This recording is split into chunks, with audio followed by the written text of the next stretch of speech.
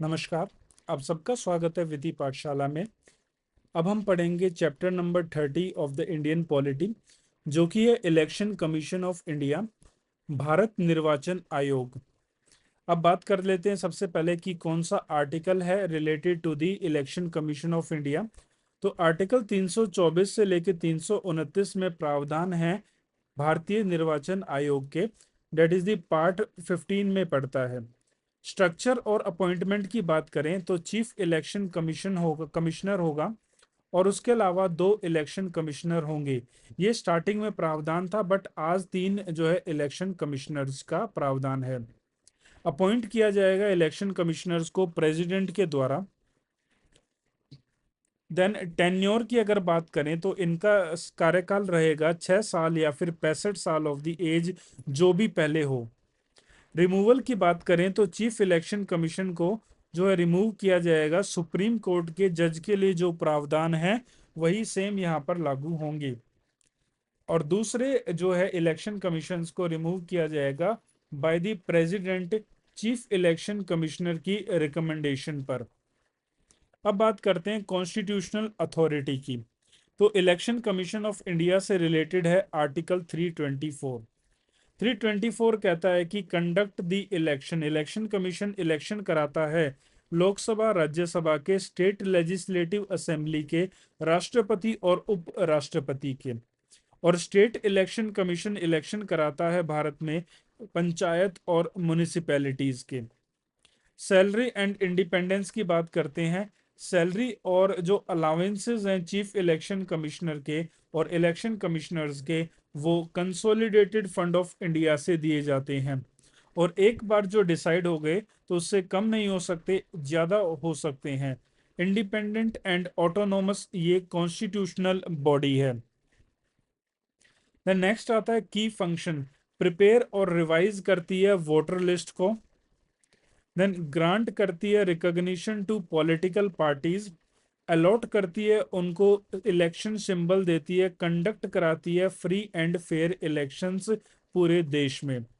Establishment, establish हुई थी ये संस्था 25 जनवरी 1950 को, और हम इसी दिन जो है नेशनल वोटर्स डे सेलिब्रेट करते हैं। अब बात करते हैं यूनिवर्सल एडल्ट फ्रेंचाइज। तो आर्टिकल 326 बात करता है यूनिवर्सल एडल्ट फ्रेंचाइज। इसका मतलब होता है कि हर कोई व्यक्ति जो कि 18 साल से ऊपर की आयु का है, उसको वोट डालने का अधिकार। इसको कम किया गया था 61st अमेंडमेंट एक्ट 1988 में। वोटिंग एज को घटाकर 21 साल से 18 साल कर दिया गया था by Rajiv Gandhi government. National parties की बात करें तो अभी फिलहाल भारत में 6 नेशनल पार्टीज हैं। सबसे पहले इंडियन नेशनल कांग्रेस, जिसका सिंबल हैंड है। Then Bharatiya Janata Party lotus है। Then Bahujan Samaj Party BSP elephant. CPI Marxist, CPI M sickle hammer and the star. And NPP National People's Party इसका बुक है। एंड आम आदमी पार्टी जिसका झाड़ू है। एग्जाम के लिए कुछ फैक्ट्स देखते हैं। फर्स्ट चीफ इलेक्शन कमीशन हमारे थे सुकुमार सेन, और आज हमारे इलेक्शन कमिश्नर हैं राजीव कुमार। देन आर्टिकल 324 जो है रिलेटेड है कंपोजिशन, चीफ इलेक्शन कमीशन और अदर जजेस होंगे। अपॉइंटमेंट की बात करें तो chief election commission other election commissioner को अपॉइंट किया जाएगा फ्रॉम पर्सन जो कि होल्ड करते हैं या फिर और held a post equivalent to the, किस रैंक की पोस्ट हेल्ड की हो, secretary to the government of India, उन्हें जो है अपॉइंट किया जा सकता है as the chairman and the, sorry election commission के चेयरमैन, इलेक्शन कमिश्नर जो अपॉइंट किया जा सकता है। There shall be a search committee होगी जिसको हेड करेंगे ministry of the law and justice. वो प्रिपेयर करेंगे एक पैनल, क्या होगा, एक सर्च कमेटी बनाई जाएगी। और इस सर्च कमेटी को हेड कौन करेंगे, लॉ मिनिस्टर भारत के।